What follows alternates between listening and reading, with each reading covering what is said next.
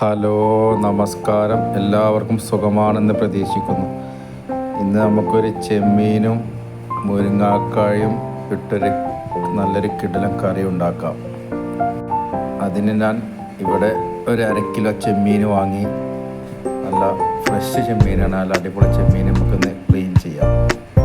ഇതുപോലെ നല്ല ഉഷാറായിട്ടൊന്ന് ക്ലീൻ ചെയ്യാം. എല്ലാവർക്കും ക്ലീൻ ചെയ്യാൻ അറിയും, പക്ഷേ നല്ല ഉഷാറായിട്ടൊന്ന് ക്ലീൻ ചെയ്തെടുക്കുക.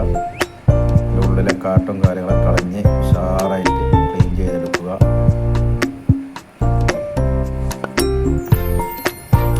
നല്ല വലുപ്പമുള്ള ചെമ്മീനാണ്, ഫ്രഷ് ചെമ്മീനാണ്. ഇതുപോലെ കട്ട് ചെയ്ത് ഉള്ളിലെ കച്ചറകളൊക്കെ മാറ്റിയെടുക്കുക. അതിൽ വയറുവേദന വിട്ടുമാറില്ല. അതേമാതിരി നമുക്ക് മുരിങ്ങാക്കായി കട്ട് ചെയ്യുക. ഇതുപോലെ നല്ല അടിപൊളി മുരിങ്ങാക്കായി വാങ്ങിയിട്ട് ഇതുപോലെ ചെറുതായി കട്ട് ചെയ്യുക. ചെറിയ ലെയറായിട്ട് കട്ട് ചെയ്യുക. ചെറിയ പീസായിട്ട് നമ്മൾ സാമ്പാറിലേക്ക് കട്ട് ചെയ്യണ മാതിരി കട്ട് ചെയ്യുക.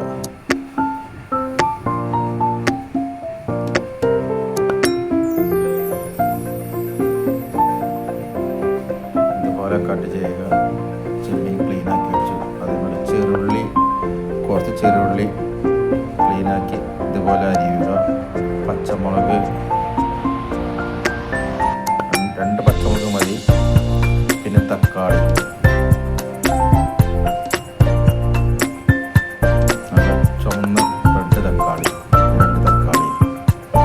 ഇതാക്കി അരിയുക.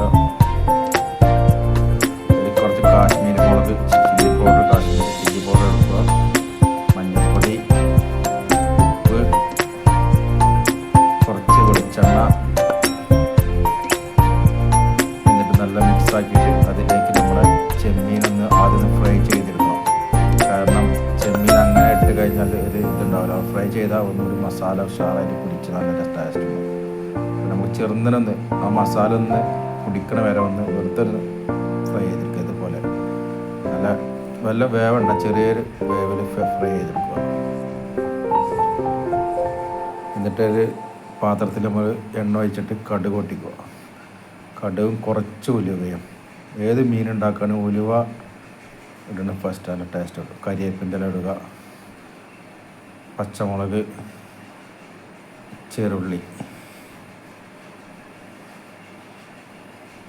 ഇടുക. എന്നിട്ട് നല്ലോണം വഴറ്റുക.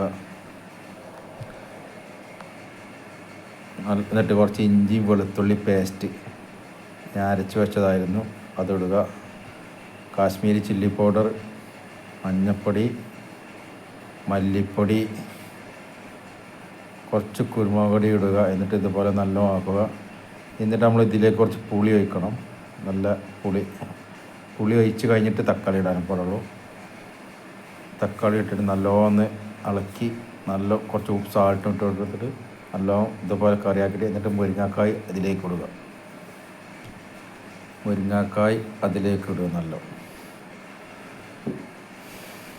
നല്ലോണം മിക്സ് ചെയ്യുക.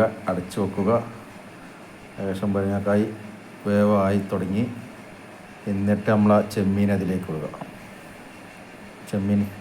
ചെറുന്നന പൊരിച്ച് വെച്ച ചെമ്മീൻ അതിലേക്ക് ഇടുക.